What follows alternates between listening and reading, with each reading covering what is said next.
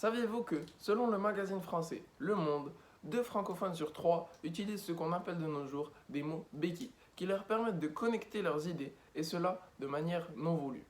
Ce phénomène est aussi connu sous le nom de tic de langage.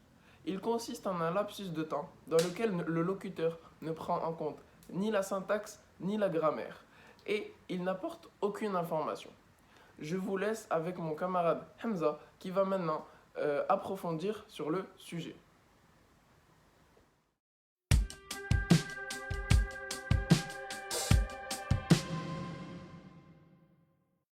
Merci Neil. Avant tout, d'après une étude d'Harvard qui a été publiée en 2018 qui dit qu'une personne utilise en moyenne 5 tics par minute, soit 1 toutes les 12 secondes, ce qui est, comme vous pouvez le constater, un nombre considérable. Ce terme provient du mot ticchio en italien et qui est arrivé en France au XVIIe siècle. Ce sont des réflexes linguistiques que l'on utilise involontairement lorsqu'on a du mal à s'exprimer. Ils sont totalement inutiles et qu'une fois en tête, on les répète sans cesse. Les jeunes utilisent les tics de langage afin de s'intégrer à la société, ressembler aux autres et ne pas se sentir à l'écart. Ils montrent un locuteur qui a pour but d'attirer l'attention à la personne à qui il s'adresse de manière colloquiale. C'est pourquoi je donne la parole à mon collègue Adam qui va expliquer comment utiliser ces mots béquilles.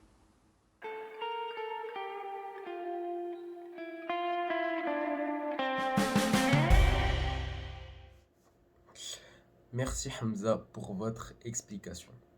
Maintenant, je vais vous expliquer quand est-ce que vous pouvez utiliser ces fameux tics de langage.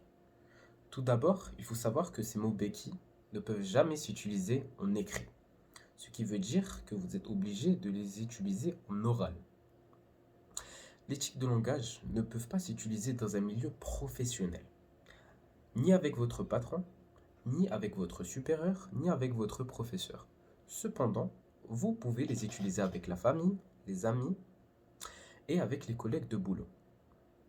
Mais il y a des règles quand vous les utilisez dans un milieu qui n'est pas professionnel, tels que les amis, la famille, etc. Et ces règles sont les suivantes. Vous ne pouvez pas réitérer, vous ne pouvez pas utiliser plus d'un tic de langage en 30 secondes, vous ne devez pas utiliser plusieurs tics de langage dans une seule et même phrase, et la règle la plus importante, c'est que ça ne doit pas sonner répétitif. Maintenant, je vais passer la parole à mon collègue Neil qui va vous donner plusieurs exemples sur ce que je viens de citer, sur les tics de langage.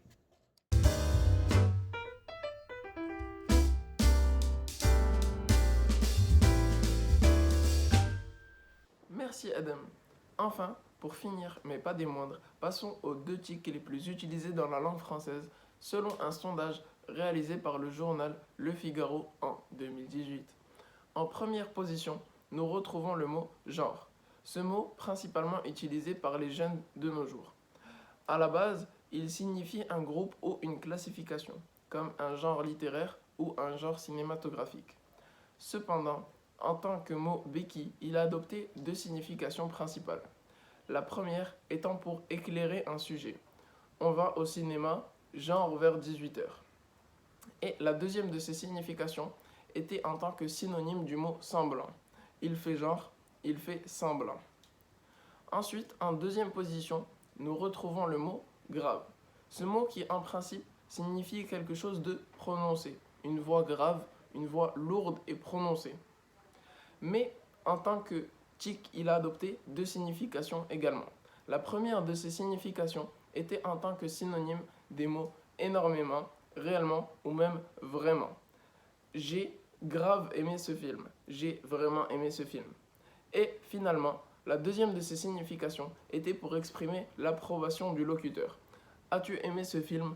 Grave, qui pourrait se remplacer par oui.